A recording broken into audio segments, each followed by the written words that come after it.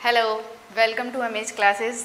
हमने last class में देखा था केमिकल बॉन्डिंग, स्टार्ट किया था हमने चैप्टर, जिसमें कि हमने टाइप्स देखे थे, क्या क्या टाइप्स होते हैं। थोड़ा इंट्रोडक्शन पढ़ा था केमिकल बॉन्डिंग क्यों होती है। तो अब आज हम पढ़ेंगे केमिकल बॉन्डिंग के टाइप। तो पहला टाइप होता है आयोनिक बॉन्ड। तो आज हम स्टार्ट करेंगे आयोनिक बॉन्ड। आयोनिक बॉन्डिंग क्या होती है? आज हम पढ़ेंगे आयनिक बॉन्डिंग क्या होती है, रीज़न क्या होता है, कितना स्ट्रॉन्ग होता है, क्या क्या प्रॉपर्टीज़ होती है, कितने टाइप के होते हैं, इसके बारे में हम पूरा डिस्क्रिप्शन पढ़ेंगे। तो स्टार्ट करते हैं। आयनिक बॉन्डिंग कैसे होती है? आयनिक बॉन्डिंग हमारी होती है मेटल एंड नॉन मेटल। जब मेटल और नॉन मेटल कंबाइन करते हैं तो हमारी क्या होती है? आयनिक बॉन्डिंग होती है। आयनिक बॉन्डिंग कैसे कंबाइन करते हैं? इसमें क्या होता है? Complete transfer of electron. Metal की प्रॉपर्टी क्या होती है? मेटल इलेक्ट्रॉन रिलीज करता है। नॉन मेटल की प्रॉपर्टी क्या होता है? कि वो इलेक्ट्रॉन गेन करता है। तो मेटल से इलेक्ट्रॉन नॉन मेटल की साइड ट्रांसफर होगा, तो इसमें कंप्लीट ट्रांसफर ऑफ इलेक्ट्रॉन होता है। इससे क्या होती है? हमारी आयनिक बॉन्डिंग होती है। हम एक एग्जांपल ले सकते हैं। सपोज हम एक एग्जांपल लेते हैं, मेटल लेते हैं कोई सी, सपोज Na लेते हैं। Na का क्या होता है? एटॉमिक नंबर 11 होता है। इसका क्या होगा? 281। हमने लास्ट वीडियो में देखा था कि केमिकल बॉन्डिंग हमारी क्यों होती है? बिकॉज ऑफ ऑक्टेट कंप्लीट करना होता है ना मेटल्स को, इसलिए नॉन मेटल को भी अपना ऑक्टेट, सबको अपना ऑक्टेट कंप्लीट करना होता है, स्टेबिलिटी गेन करनी होती है, इसलिए बॉन्डिंग होती है। तो अगर हम Na की बात करते हैं, सोडियम की बात करते हैं, तो इसमें अगर इसका ऑक्टेट देखा जाए तो यहाँ पे ऑक्टेट कंप्लीट हो रहा है, इसमें एक इलेक्ट्रॉन एक्स्ट्रा है। अगर ये एक इलेक्ट्रॉन हट जाता है तो हमारा Na का ऑक्टेट कंप्लीट हो जाएगा, इसको स्टेबिलिटी मिल जाएगी। तो अगर हम एक इलेक्ट्रॉन निकाल देते हैं तो ये बन जाता है हमारा Na+। क्या बन जाता है? Na+, और ये एक इलेक्ट्रॉन रिलीज कर देता है। बात करते हैं हम क्लोरीन। क्लोरीन क्या है हमारा? क्लोरीन है हमारा नॉन मेटल। इसका एटॉमिक नंबर क्या होता है? 17। क्या होता है? 17। तो इसका अगर हम देखते हैं कॉन्फ़िगरेशन 287। अब इसको हम देखते हैं तो इसमें ऑक्टेट कंप्लीट करने के लिए, स्टेबिलिटी गेन करने के लिए कितने इलेक्ट्रॉन्स की कमी है? अगर इसको एक इलेक्ट्रॉन मिल जाए तो ये तो 288 हो जाएगा। 288 हो जाएगा तो इसका ऑक्टेट कंप्लीट हो जाएगा। ऑक्टेट कंप्लीट हो जाएगा तो ये स्टेबल हो जाएगा। तो क्या करते हैं? ये वाला इलेक्ट्रॉन Cl के पास आ जाता है। क्या हो जाता है? देखते हैं हम। Cl+ इलेक्ट्रॉन बन जाता है Cl-। Na+ स्टेबल हो गया, Cl- हमारा स्टेबल हो गया। ये दोनों Na+, ये भी गैसियस फॉर्म में है, Cl- ये भी हमारा गैसियस फॉर्म में है, मिलके क्या बना देते हैं? NaCl। ये दोनों हमारे होते हैं आयंस, ये पास आते हैं। Na+, Cl-, इनमें होता है फोर्स ऑफ अट्रैक्शन। बेसिकली क्या होता है आयनिक बॉन्ड? आयनिक बॉन्ड हमारा कोई बॉन्ड नहीं होता है, ये स्ट्रॉन्ग फोर्स ऑफ अट्रैक्शन होता है। फोर्स ऑफ अट्रैक्शन से दो आयंस हमारे जुड़े हुए होते हैं। ऐसा नहीं होता है कि ऐसा बॉन्ड है।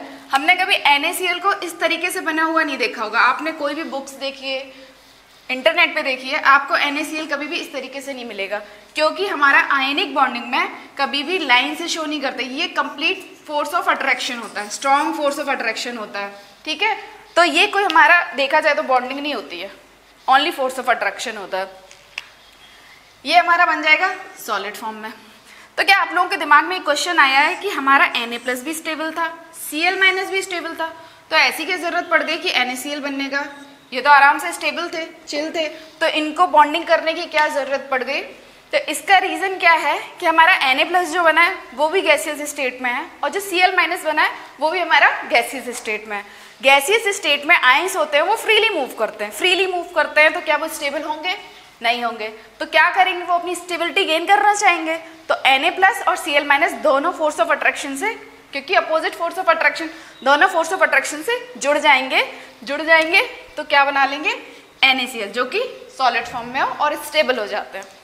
ठीक है, तो आयनिक बॉन्ड हमारा क्या होता है? Metal non metal complete transfer of electron होता है। ऐसे हमारा NaCl बन जाता है। अब हम बात करते हैं लुईस स्ट्रक्चर की। लुईस स्ट्रक्चर हमारा क्या होता है?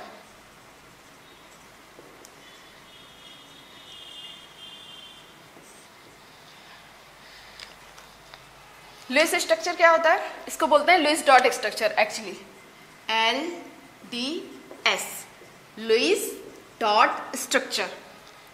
आयनिक बॉन्ड हमने देखा, इसमें होता है लुईस डॉट स्ट्रक्चर। कैसे हम इसको शो करेंगे? NaCl बना हमारा, Na प्लस और प्लस Cl माइनस NaCl, ठीक है। ये अगर बनता है तो हमारा ऐसे बनता है, Na plus Cl minus NaCl, ठीक है। अभी हम देखते हैं कि लुईस डॉट स्ट्रक्चर हम बनाते हैं NaCl का। क्या बनेगा? Na, इस पे आ जाएगा पॉजिटिव चार्ज, Cl इस पे आ जाएगा नेगेटिव चार्ज। Cl पे कितना था? 1 2 3 4, आउटर मोस्ट में कितना था? 7 इलेक्ट्रॉन्स थे। 3 4 1 2 3 4 5 6 7, और एक इलेक्ट्रॉन ये इससे लेता है तभी इस पे नेगेटिव चार्ज होता है। So this is the Lewis dot structure of NaCl। हम इसको ऐसे भी बना सकते हैं कि ये हमने Na कर दिया, Na का इलेक्ट्रॉन इस पे बना दिया, ये क्लोरीन 1 2 3 4 5 6 7, और इसको यूं कर देंगे। ये भी हमारा लुईस डॉट स्ट्रक्चर है। ये रिएक्शन ये पहले का है और ये बाद का प्रोसेस है, ठीक है। तो लुईस डॉट स्ट्रक्चर क्या है कि हम आउटर मोस्ट इलेक्ट्रॉन्स को शो करते हैं। आयनिक जो कंपाउंड होता है उसमें हम शो करके दिखाते हैं, उसको बोलते हैं हम लुईस डॉट स्ट्रक्चर। एक एग्जांपल और देख लेते हैं, MgCl2। MgCl2 मैग्नीशियम का कितना होता है? 12 होता है, तो हो जाएगा 2 8 2। अब बच्चों अगर हम देखते हैं तो यहाँ पे 2 इलेक्ट्रॉन एक्स्ट्रा है, अगर 2 इलेक्ट्रॉन रिमूव हो जाए तो क्या हो जाएगा? स्टेबल कॉन्फ़िगरेशन मिल जाएगा। तो क्या करेंगे हम?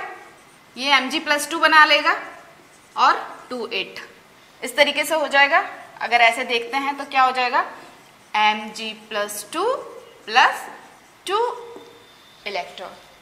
फिर क्या करते हैं? अब 2 इलेक्ट्रॉन आए हैं, यहाँ पे क्या होगा? 2Cl प्लस 2 इलेक्ट्रॉन, तो क्या हो जाएगा?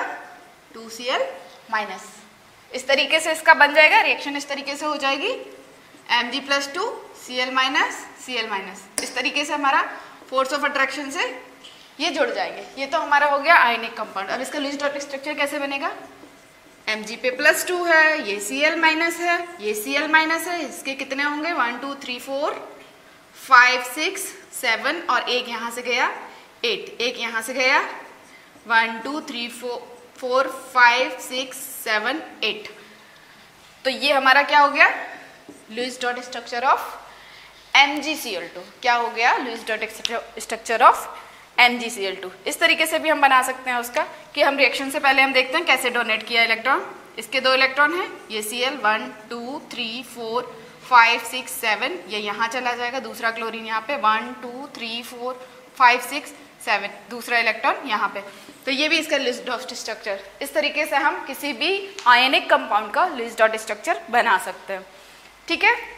अब हम बात करते हैं इलेक्ट्रोवैलेंसी की। किसकी बात करते हैं? इलेक्ट्रोवैलेंसी क्या होता है अभी देखते हैं। लुईस डॉट स्ट्रक्चर जब हमने बनाया तो हमारा एक टर्म निकल के आया इलेक्ट्रोवैलेंसी, ठीक है। इलेक्ट्रोवैलेंसी किसे कहते हैं? जब हमारा कोई भी मेटल या नॉन मेटल, कोई भी हमारा एटम जितने इलेक्ट्रॉन का ट्रांसफर करता है या गेन करता है, उसको बोलते हैं हम इलेक्ट्रोवैलेंसी। ग्रुप फर्स्ट की अगर हम बात करते हैं, जैसे हमने NaCl देखा था, NaCl में क्या था? ये एक इलेक्ट्रॉन दे रहा था तो इसकी कितनी हो गई थी? 1 हो गई थी। और Cl क्या था? ये एक इलेक्ट्रॉन ले रहा था तो इसकी 1 हो गई थी। इलेक्ट्रोवैलेंसी में क्या होता है? पॉजिटिव और नेगेटिव शो नहीं करते हैं। अगर कोई भी हमारा एटम है, अगर इलेक्ट्रॉन ले रहा है या इलेक्ट्रॉन दे रहा है, तो हम नेगेटिव और पॉजिटिव शो नहीं करेंगे, हम सिर्फ नंबर शो करेंगे। अगर 2 इलेक्ट्रॉन ले रहा है तो 2, या 2 इलेक्ट्रॉन दे रहा है तब भी उसकी इलेक्ट्रोवैलेंसी 2 ही होगी। ग्रुप फर्स्ट देखते हैं। ग्रुप फर्स्ट क्या होता है? लिथियम होता है। उसमें लिथियम का कितना होता है? 3 होता है। एक इलेक्ट्रॉन अगर ये क्या कर दे, रिमूव कर दे, तो स्टेबल कॉन्फ़िगरेशन मिल जाएगा, तो इसकी इलेक्ट्रोवैलेंसी 1 हो गई, ठीक है। इसमें क्या होता है? ग्रुप सेकंड की बात करते हैं, BeMg। तो इसमें अगर देखते हैं तो क्या हो जाएगी, 2 हो जाएगी क्योंकि इसका 4 होता है, 2 इलेक्ट्रॉन चले जाएंगे, स्टेबल कॉन्फ़िगरेशन। ग्रुप 13 की बात करते हैं, एल्यूमिनियम आता है ग्रुप 13 में। एल्यूमिनियम का कितना होता है, 13 होता है, 3 इलेक्ट्रॉन चलेंगे, 2 8 3 होता है, 3 इलेक्ट्रॉन्स अगर इसके रिमूव हो जाएंगे तो स्टेबल कॉन्फ़िगरेशन मिल जाएगा, तो इसका क्या हो जाएगी, इलेक्ट्रोवैलेंसी 3। ग्रुप 14 की बात करते हैं, कार्बन सिलिकॉन। इसमें क्या होता है, ग्रुप 14 में इसका होता है 6, तो इसका हो जाएगा 2 4। अब इसको ऑक्टेट कंप्लीट करने के लिए 4 इलेक्ट्रॉन की ज़रूरत है। अब ना तो ये अपने 4 इलेक्ट्रॉन किसी को दे सकता है, ना 4 इलेक्ट्रॉन किसी से ले सकता है, तो फिर ये तो आयनिक बॉन्ड हमारा शो नहीं करेगा। ये क्या करता है, ये शेयरिंग में बिलीव करता है, तुम हमें दे दो, हम तुम्हें कुछ दे दें, दोनों का ऑक्टेट कंप्लीट हो जाए। अब भी ग्रुप 15 की बात करते हैं, तो ग्रुप 15 में क्या आएगा हमारा, नाइट्रोजन आएगा। तो नाइट्रोजन का कितना होता है, 7 होता है, तो कितना हो जाएगा, 2 5। 3 इलेक्ट्रॉन्स की जरूरत है, इलेक्ट्रोवैलेंसी 3 हो जाएगी। ग्रुप 16 ऑक्सीजन, इसकी कितनी हो जाएगी, 8 होता है, 2 6 2 हो जाएगी। ग्रुप 17 कितना हो जाएगा, फ्लोरीन क्लोरीन होता है, तो 9 होता है, 2 7। इसको 1 इलेक्ट्रॉन की जरूरत है। ये हो गया। अब हमने बीच में क्या स्किप किया है, ग्रुप 2 से लेकर के हमने ग्रुप 12 तक, ये हमने बीच में स्किप कर दिया। क्यों कर दिया, क्योंकि ये हमारे होते हैं डी ब्लॉक एलिमेंट्स। क्या होते हैं, डी ब्लॉक एलिमेंट्स, जो होते हैं ट्रांजिशन मेटल एलिमेंट्स। अब इनको हमने अलग क्यों किया, क्योंकि ये हमारी वेरिएबल वैलेंसीज शो करते हैं। जैसे Fe को हम लेते हैं, आयरन जो हमारा है वो +2 और +3 दोनों वैलेंसीज शो करता है, ठीक है। तो इसलिए हमने इनकी वेरिएबल इलेक्ट्रोवैलेंसीज होती है, इसलिए इनको बीच में नहीं रखा है। ये हमने बता दी इलेक्ट्रोवैलेंसीज क्या होती हैं और हम कैसे डिफाइन करते हैं। अब हम बात करते हैं किसकी, कि कुछ क्वेश्चंस हमारे होते हैं। हमने आयनिक बॉन्ड का थोड़ा सा इंट्रोडक्शन पढ़ा, तो अगर हमसे पूछा जाता है कि which one is more ionic, which one is less ionic, कैसे हम पता करेंगे। देखते हैं क्वेश्चन कि विच वन इज मोर आयनिक।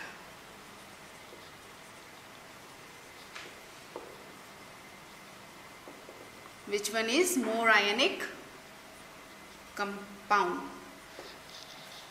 ठीक है, देखते हैं, LiCl, NaCl, KCl and RbCl। Ionic compound की बात कर रहे हैं, इसमें क्या होता है, मेटल होता है, नॉन मेटल होता है। तो मेटेलिक कैरेक्टर भी ज़्यादा होना चाहिए, नॉन मेटेलिक कैरेक्टर भी ज़्यादा होना चाहिए, तभी तो हमारा कंपाउंड स्ट्रांग होगा, तभी उसमें आयनिक कैरेक्टर ज़्यादा होगा। अब हम बात करते हैं इसमें कौन सा होगा। नॉन मेटल तो सब में सेम है, तो कोई कंपटीशन है क्या नॉन मेटल्स में, कोई कंपटीशन नहीं है, क्योंकि सब वो तो सेम है। अब बात करते हैं मेटल्स की, Li, Na, K, Rb। तो अब आप लोग बताओ कि ऊपर से नीचे जाने पर हमारा क्या होता है, मेटेलिक कैरेक्टर इंक्रीज होता है या डिक्रीज होता है। ऊपर से नीचे जाने पर हमारा मेटेलिक कैरेक्टर इंक्रीज होता है। जब इंक्रीज होता है तो सबसे ज़्यादा मेटेलिक कैरेक्टर इसमें होगा, उसके बाद इसमें, उसके बाद इसमें, उसके बाद इसमें। तो अगर हम इसका सीक्वेंस देखें तो सबसे ज़्यादा आयनिक ये होगा, इसके बाद ये होगा, इसके बाद ये होगा। अगर हम इसमें बात करते हैं कि सबसे ज़्यादा कोवलेंट कौन होगा, तो जिसमें आयनिक कैरेक्टर सबसे कम होगा वो सबसे ज़्यादा कोवलेंट होगा। तो अगर कोवलेंट का देखें तो ये सबसे ज़्यादा हो जाएगा। खैर हम ये पढ़ेंगे कोवलेंट, जब हम बॉन्डिंग पढ़ेंगे तो उसमें हम डिस्कस करेंगे, लेकिन अभी हम देखते हैं कौन सा आयनिक होगा, ठीक है। नेक्स्ट एग्जाम्पल हम देखते हैं, NaF, NaCl, NaBr and NaI।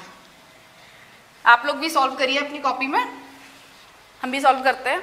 इसमें क्या था, हमारा मेटल्स कॉमन है। मेटल्स क्या है, कॉमन है। हम बात करते हैं नॉन मेटल की, fluorine, chlorine, bromine and iodine. ऊपर से नीचे जाने पर, ग्रुप में ऊपर से नीचे जाने पर क्या होता है, हमारा नॉन मेटेलिक कैरेक्टर क्या होता है, डिक्रीज करता है। जब नॉन मेटेलिक कैरेक्टर हमारा डिक्रीज करेगा तो सबसे ज़्यादा आयनिक कौन होगा, सबसे ज़्यादा नॉन मेटेलिक कैरेक्टर इसमें होगा, तो सबसे ज़्यादा आयनिक NaF, NaCl, NaBr, सबसे कम हो जाएगा NaI। तो अगर हम इसमें भी बात करते हैं कि विच वन इज मोर आयनिक, तो ये हो जाएगा, but which one is more covalent than NaI, ठीक है। तो अभी हम पढ़ेंगे क्या कि कौन कौन से हमारे एनर्जी टर्म्स इन्वॉल्व होते हैं आयनिक बॉन्डिंग में। अभी तो हमने पढ़ा आयनिक बॉन्ड क्या होता है, कि कैसे होता है, एग्जाम्पल्स पढ़े, लुईस डॉट स्ट्रक्चर पढ़ा है। तब देखते हैं कौन कौन से एनर्जी टर्म्स इसमें इन्वॉल्व होते हैं और क्या क्या फेवरेबल कंडीशन होती है। हम कोई भी रिएक्शन होती है तो उसमें क्या होता है, फेवरेबल कंडीशंस भी होती हैं।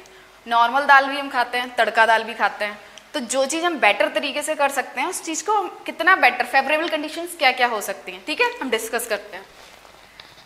तो क्या होता है भाई, इसमें एक मेटल होता है, दूसरा क्या होता है, नॉन मेटल होता है।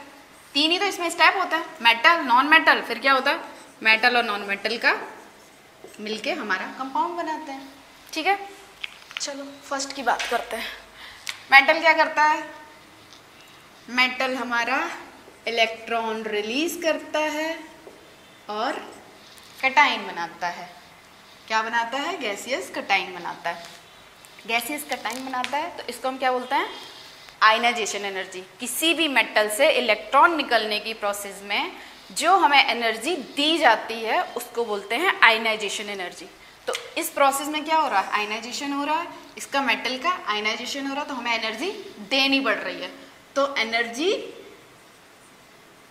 एब्जॉर्ब्ड, क्या बोलेंगे इसके, आयनाइजेशन एनर्जी, ठीक है।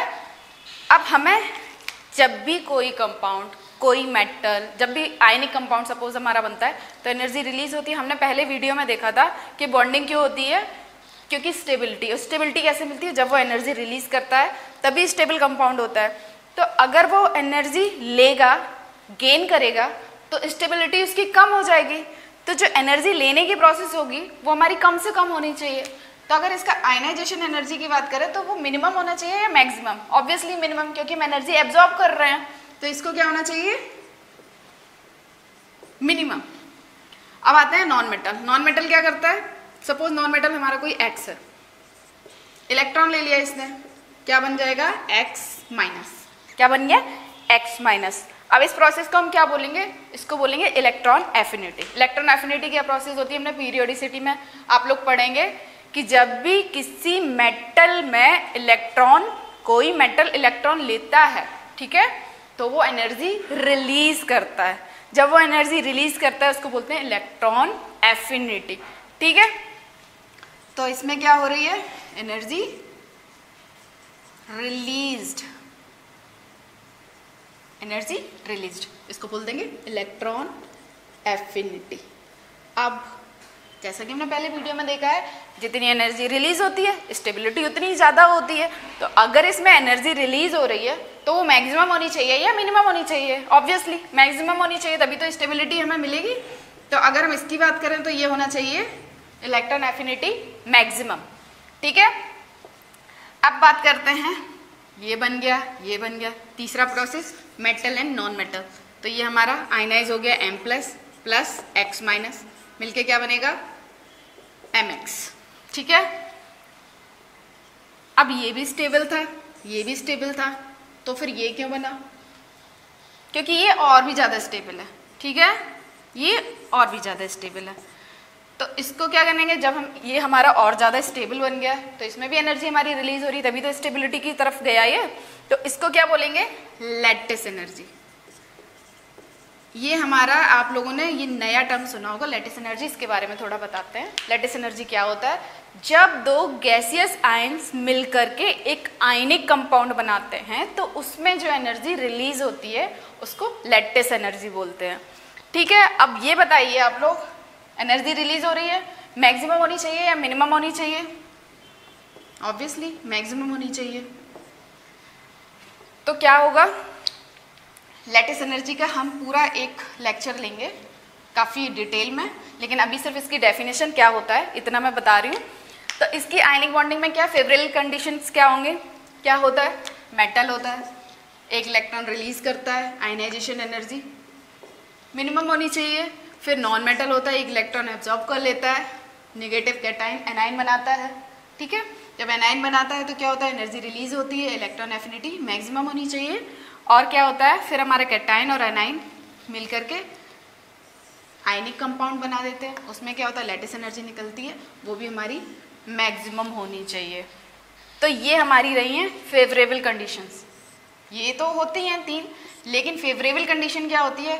आयनाइजेशन एनर्जी मिनिमम होनी चाहिए, इलेक्ट्रॉन एफिनिटी मैक्सिमम होनी चाहिए और लैटिस एनर्जी हमारी मैक्सिमम होनी चाहिए, तो हमें बहुत ही स्टेबल कंपाउंड मिलेगा। ओके, सो आज हम पढ़ेंगे properties of ionic bonds. Properties क्या होती हैं? प्रॉपर्टीज होता है नेचर, जैसे हर इंसान का नेचर होता है वैसे ही हमारे आयनिक बॉन्डिंग की भी अपनी एक प्रॉपर्टी है। देखते हैं, पहला नंबर क्या है? Physical state. Physical state, physical state इसकी होती है सॉलिड। क्यों होती है? क्योंकि जो हमारे आयनिक बॉन्ड होता है ये स्ट्रॉन्ग फोर्स ऑफ अट्रैक्शन इसके बीच में होता है। क्या होता है? F इज इक्वल टू के Q1 Q2 अपॉन में R स्क्वायर। क्या होता है? के Q1 Q2 अपॉन में R स्क्वायर। तो इनके बीच की ये पॉजिटिव, ये निगेटिव, ठीक है। इनके बीच का जो डिस्टेंस होती है कैटाइन और एनाइन के बीच की डिस्टेंस बहुत कम होती है, R बहुत कम होता है, तो ये फोर्स बहुत ज़्यादा होता है। तो ये स्ट्रॉन्ग फोर्स ऑफ अट्रैक्शन से जुड़े हुए होते हैं। जब मॉलिक्यूल स्ट्रांगली बॉन्डेड हैं, स्ट्रांगली जुड़े हुए हैं, तो क्या वो ब्रेक हो पाएंगे? सॉलिड स्टेट हमने सॉलिड और लिक्विड और गैसियस में पढ़ा है कि जो बहुत पास पास होते हैं वो सॉलिड स्टेट शो करते हैं, जो थोड़ा दूर होते हैं वो लिक्विड, जो बहुत दूर होते हैं वो गैसियस। तो इसके जो पार्टिकल्स, इसके जो एटम्स होते हैं, आयंस होते हैं, वो बहुत ही स्ट्रांगली बॉन्डेड होते हैं, तो इनको ब्रेक करना ईजी नहीं होता है। तो ये हमें कौन सी स्टेट शो करते हैं? इनकी स्टेट कैसी होती है? Solid. Second one is boiling and melting point. क्या होता है मेल्टिंग एंड बॉइलिंग पॉइंट? तो मेल्टिंग एंड बॉइलिंग पॉइंट, अगर हमें किसी को बॉइलिंग पॉइंट ज़्यादा या कम किस पे डिपेंड करता है कि उसके एटम्स में बीच में कितना फोर्स ऑफ अट्रैक्शन है। अगर फोर्स ऑफ अट्रैक्शन बहुत ज़्यादा है, स्ट्रांगली बॉन्डेड है, तो उनको उतना ही टेम्परेचर देना पड़ेगा, क्योंकि फोर्स ऑफ अट्रैक्शन खत्म करने के लिए टेम्परेचर दोगे तभी तो जो हमारे आयंस होंगे तभी तो अलग अलग होंगे, अदरवाइज नहीं होंगे। तो इसके मेल्टिंग और बॉइलिंग पॉइंट होता है वो काफ़ी ज़्यादा होता है। क्यों होता है? क्योंकि ये बहुत ही स्ट्रांगली बॉन्डेड होता है, तो इसका जो मेल्टिंग और बॉइलिंग पॉइंट होता है काफ़ी ज़्यादा होता है। कोवलेंट की कंपैरिजन में बहुत ज़्यादा होता है, कोवलेंट का इसके कंपैरिजन में काफ़ी कम होता है, कोऑर्डिनेट का और भी कम होता है। ठीक है, अब हम बात करते हैं तीसरा, कंडक्टिविटी। पहले हम कंडक्टिविटी को देखते हैं। कंडक्टिविटी क्या होता है? कंडक्टिविटी के लिए क्या ज़रूरी होता है? फ्री आयंस ज़रूरी होते हैं, क्योंकि चार्ज कैरियर्स होते हैं। कंडक्टिविटी के लिए चार्ज कैरियर होना मस्ट होता है।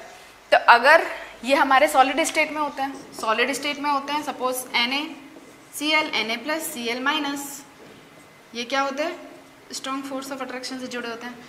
तो आप लोगों को दिख रहा है क्या ये फ्री हैं? क्या ये फ्री है? नहीं है ये फ्री। तो इन सॉलिड स्टेट क्या ये कंडक्टिविटी शो करेंगे? जब आयंस ही नहीं है फ्री तो क्या कंडक्टिविटी हो पाएगी? नहीं हो पाएगी। तो क्या बोल देंगे हम? In solid state bad conductor, bad conductor. अब बात करते हैं मॉल्टन स्टेट।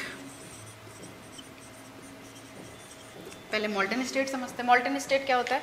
इसको हम थोड़ा थोड़ा गर्म करना स्टार्ट करेंगे, थोड़ा थोड़ा गर्म करेंगे तो क्या होगा? इसके जो फोर्स ऑफ अट्रैक्शन है थोड़ा थोड़ा वीक हो जाएगा, क्योंकि हीट देने से थोड़ा थोड़ा वीक होगा, तो इसमें थोड़ा सा कंडक्टिविटी शो होगी। क्यों होगी? जब बॉन्ड वीक होगा, जब बॉन्ड वीक होगा तो हमारे जो कैटाइंस और एनाइंस हैं वो थोड़ा सा फ्री हो जाएंगे। जब फ्री हो जाएंगे तो चार्ज कैरियर की तरह बिहेव करेंगे तो हमारी कंडक्टिविटी होगी।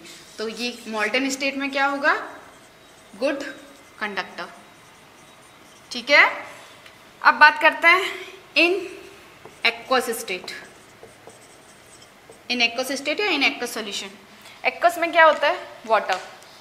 वाटर में अगर हम NaCl को डालते हैं या फिर वाटर में हम कोई भी आयनिक कंपाउंड लेते हैं तो क्या होता है? वाटर की एक प्रॉपर्टी होती है कि ये किसी भी ionic compound force of attraction को 80% तक रिड्यूस कर देते हैं। क्या कर देते हैं? वाटर की प्रॉपर्टी होती है ये फोर्स ऑफ अट्रैक्शन को 80% तक रिड्यूस कर देते हैं। तो जब कोई भी आयनिक कंपाउंड वाटर में मिलाया जाता है, मिक्स किया जाता है, तो उसके बीच का फोर्स ऑफ अट्रैक्शन 80% तक रिड्यूस हो जाएगा, तो हमारे आयंस जो होंगे वो क्या हो जाएंगे, फ्री मूव करेंगे। जब फ्रीली मूव करेंगे तो कंडक्टिविटी शो करेंगे। तो इन एक्वस स्टेट अगर हम बात करें तो आयनिक कंपाउंड्स हमारे क्या होंगे, गुड कंडक्टर की तरह बिहेव करेंगे। ठीक है, फोर्थ आता है हमारा, fourth one is isomerism. Isomerism देख लेते हैं क्या होता है कि हमारा मॉलिक्यूलर जो फॉर्मूला होता है, मॉलिक्यूलर फॉर्मूला हमारा सेम होता है लेकिन मॉलिक्यूलर स्ट्रक्चर हमारे अलग अलग होते हैं।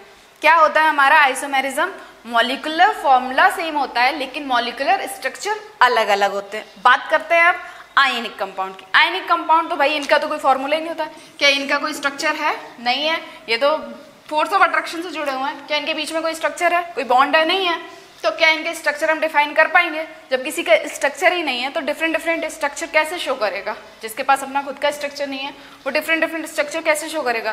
तो आइसोमेरिज्म तो आयनिक कंपाउंड में एग्जिस्ट ही नहीं करेगा, तो देयर इज नो आइसोमेरिज्म। ठीक है, अब बात करते हैं isomorphism.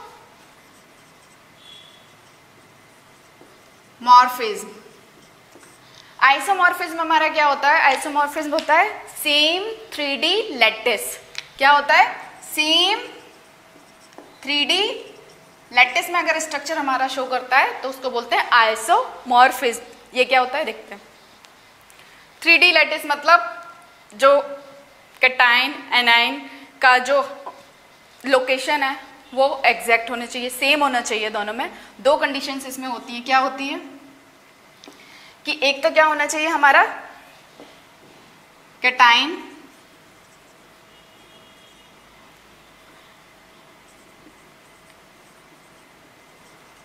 Same size of approximately similar size of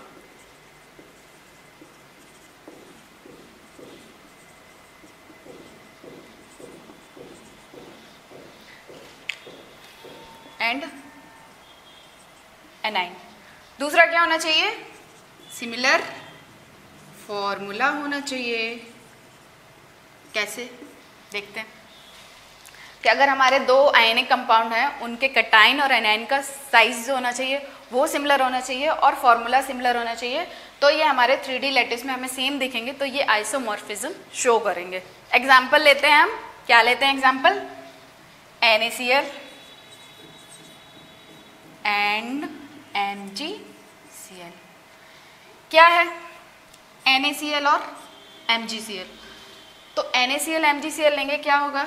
ये हमारे एक पीरियड में लेफ्ट टू राइट जाने पे हमारा साइज में ज़्यादा डिफरेंस नहीं आता है, सिमिलर साइज होता है, तो इनका साइज हम सिमिलर बोल सकते हैं एक तरीके से। नॉन मेटल तो हमारा सेम ही है, तो क्या होगा? ये हमारी आइसोमॉर्फिज्म शो करेंगे। करेंगे या नहीं करेंगे? दोनों कंडीशन फॉलो कर रही हैं। सिमिलर फॉर्मूला है, सिमिलर साइज, एनाइन का तो सेम ही साइज है, कैटाइन का जो है वो सिमिलर साइज है। ठीक है, अब हम बात करते हैं कि कौन सा हमारा आइसोमॉर्फिज्म शो नहीं करेगा। एग्जाम्पल लेते हैं हम NaCl एंड KCl। सो इनका क्या है? ये एक ग्रुप में है। क्या है? एक ग्रुप में ऊपर से नीचे जाने पर साइज में बहुत चेंज आता है। जब पीरियड में हम लेफ्ट टू राइट जाते हैं तो इतना चेंज नहीं आता है साइज में, जब हम ग्रुप से ऊपर से नीचे जाते हैं तो साइज में बहुत डिफरेंस आता है। तो अब इसमें बात करते हैं, एनाइन का साइज तो सेम है लेकिन कैटाइन के साइज में बहुत डिफरेंस है। ऑल्दो इनका फॉर्मूला सेम है लेकिन क्या है, इनका कैटाइन के साइज में डिफरेंस है। तो क्या ये आइसोमॉर्फिज्म शो करेंगे? नहीं करेंगे। ठीक है, अब हम बात करते हैं टाइप्स ऑफ रिएक्शन की। सो अब हम पढ़ते हैं types of reaction. Ionic compounds जो हमारे होते हैं कितने तरीके की रिएक्शंस शो करते हैं। आयनिक रिएक्शंस बताया है कि ये बहुत स्ट्रांग होता है, ये बहुत ही फास्ट होती हैं। आयनिक रिएक्शंस हमारी बहुत फास्ट होती हैं और ये हमारी आयनिक रिएक्शन ही शो करते हैं। किस तरीके की रिएक्शन शो करते हैं? आयनिक रिएक्शन ही शो करता है। ये रिएक्शन मैंने शॉर्ट में लिखा है RXN, कंफ्यूज मत होना, रिएक्शन, ठीक है। तो आयनिक रिएक्शन हमारी किस तरीके के रिएक्शन शो करते हैं, सिर्फ और सिर्फ आयनिक रिएक्शन शो करते हैं और किसी भी तरीके की रिएक्शन शो नहीं करते हैं। जैसे हम काइनेटिक्स अभी पढ़ेंगे, काइनेटिक्स में क्या होता है, हम रिएक्शन की स्पीड के बारे में स्टडी करते हैं, लेकिन जो आयनिक बॉन्डिंग है, आयनिक कंपाउंड्स हैं, इनकी हम स्पीड को स्टडी नहीं कर सकते हैं क्योंकि ये रिएक्शंस बहुत फास्ट होती हैं। कोवलेंट बॉन्डिंग होती हैं, कोवलेंट बॉन्ड जो होते हैं वो हमारी मॉलिकुलर रिएक्शन शो करते हैं, हम उनकी स्पीड को स्टडी कर सकते हैं। लेकिन आयनिक बॉन्डिंग में जो आयनिक हमारे कंपाउंड्स बनते हैं उनकी हम स्पीड को स्टडी नहीं कर सकते क्योंकि ये रिएक्शंस बहुत ही फास्ट होती हैं। मोस्टली आयनिक रिएक्शंस में हमारा प्रेसिपिटेट बनता है, तो हम ये बोल सकते हैं जो प्रेसिपिटेट वाली रिएक्शंस होती हैं वो बहुत फास्ट होती हैं, ठीक है, और वो आयनिक रिएक्शन होती हैं। तो अब हम देखते हैं कोई एक एग्जांपल ले लेते हैं। NaCl plus AgNO3, AgCl plus NaNO3, ये भी हमारा एक्वस में आ जाएगा। इसका क्या बनेगा, Na प्लस Cl माइनस, ठीक है, इसका क्या बनेगा Ag प्लस NO3 माइनस, इस तरीके से हो जाएगा। ये भी एक्वस है, ये भी एक्वस है, ये क्या आ जाएगा हमारा PPT फॉर्म में आ जाएगा, ये भी एक्वस है। PPT means precipitate. ये रिएक्शन हमारी है आयनिक रिएक्शन, ये रिएक्शन हमारी बहुत फास्ट होती है, ठीक है। तो अभी हमने क्या देखा, टाइप्स ऑफ रिएक्शन हमने देखे हैं कि किस तरीके की रिएक्शन हमारा ये देता है आयनिक कंपाउंड।